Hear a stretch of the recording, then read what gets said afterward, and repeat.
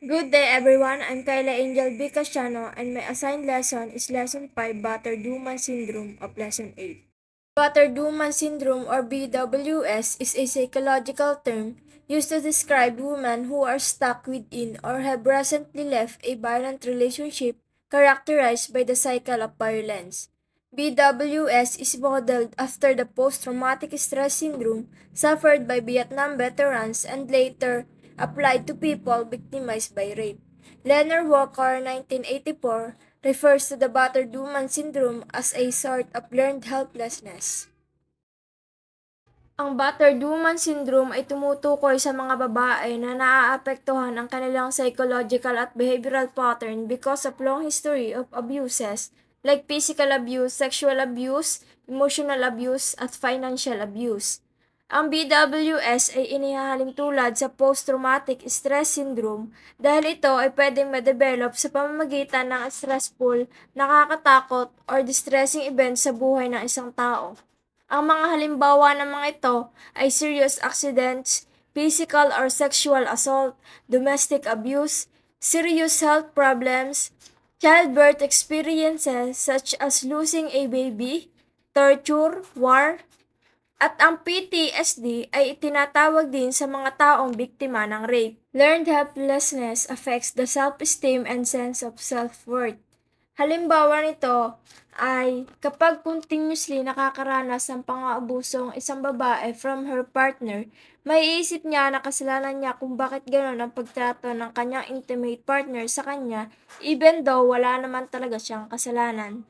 Sinasabi naman dito na binibigyan diin ng violence ang physical na pang-aabuso, ngunit bihira ito mangyari nang walang psychological abuse. Maaaring magkaroon ng traumatic stress or experience ang isang babae sa ganitong uri ng pang-aabuso.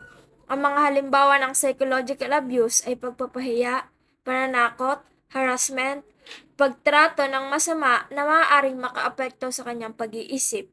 Ang psychological abuse ay maaaring isagawa sa pamamagitan ng verbal and economic and social isolation or lack of connection with other people. At dahil sa pang-aabusong ito, bumabagsak ang tingin nila sa kanilang sarili at nagkakaroon sila ng self-blame, self-doubt, at iniisip nila na sila ang may kasalanan kaya siya ay naaabuso. Wala siyang magawa o hindi niya kayang makagawa ng paraan para sa kanyang kaligtasan. There are three basic stages in a particular pattern as articulated by Leonard E. Walker that helps to clarify domestic violence at kung saan ang pang-aabuso ay may posibilidad na magsimula. The first stage is characterized by tension between the pair. During this tension building stage, relatively minor incidents increase the tension in the relationship and culminate in the eruption of violence. In this stage, sabi dito, minor incidents occur tulad ng problema sa trabaho, galit sa ibang tao na nadadala over into their relationships na maaaring magpataas ng tension between them at maaaring mapunta sa karahasan tulad ng physical violence. The next stage in the cycle of violence is the violent incident. The violence may be short-lived or last for a few days. Often it is at this stage that police are notified or legal proceedings began. In this stage, ang violence ay maaaring panandalian lamang o tumatagal ng ilang araw at kadalasan pumapasok at sinisimulan dito ang mga legal proceedings upang malutasan ang violence. Ang example ng violent incident ay sexual or psychological abuse, rape that leads to severe physical and mental suffering, verbal abuse, and financial abuse. The third stage is referred to as the honeymoon or loving contrition stage. During this time, the abuser is often very loving and remorseful. Promises are made by the batterer that he will not violently abuse the woman again. This stage reinforces the woman's hope that the relationship will get better or is at least salvageable. Since there is a sincere belief that the violence in the relationship has ended, civil and criminal legal proceedings may be dropped or otherwise abort. During this stage, ang abuser ay madalas na mapagmahal at nagsisisi sa mga ginawa niya and also dito din puno ng pangako na hindi na muling mga abuso sa kanyang partner.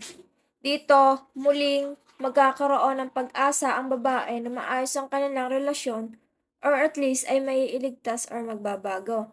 And civil and legal proceedings ay maaaring ihinto since nandun yung paniniwala na matatapos na ang violence sa kanilang relasyon.